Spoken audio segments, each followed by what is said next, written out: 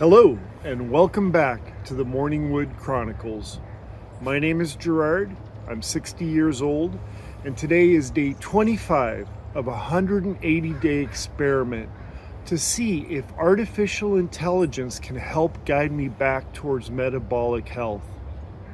Specifically, to help me get my blood work test results back into normal range, to help me persuade my doctor that my medication for diabetes and for hypertension should be reduced or eliminated, and perhaps even with a little luck help me to regain my morning vitality, if you know what I mean. Let's talk about it.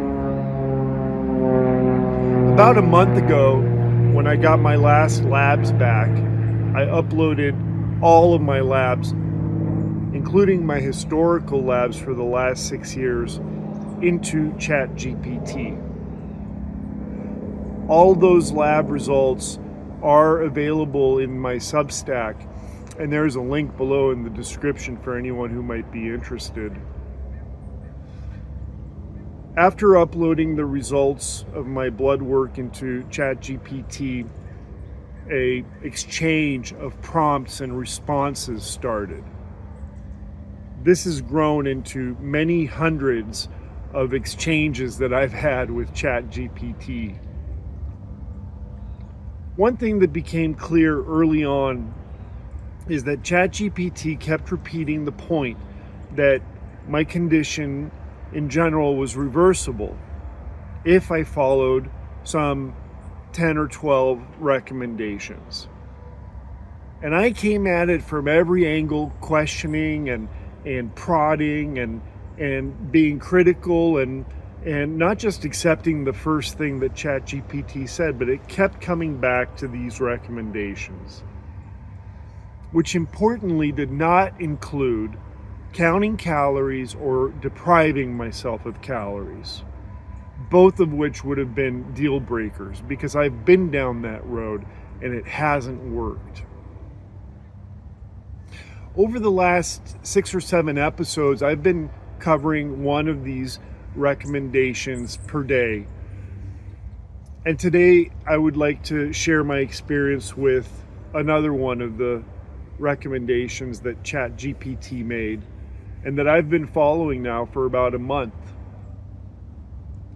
Today's recommendation has to do with snacking. Now, who doesn't love a snack? I know I do. And in my past life, if you will, I really didn't hold back. But what I've come to realize is that my snacking wasn't really serving the core essential, which should be to satisfy and, even more importantly, to prevent hunger. Since starting this thread with ChatGPT, I've changed my snacking habits.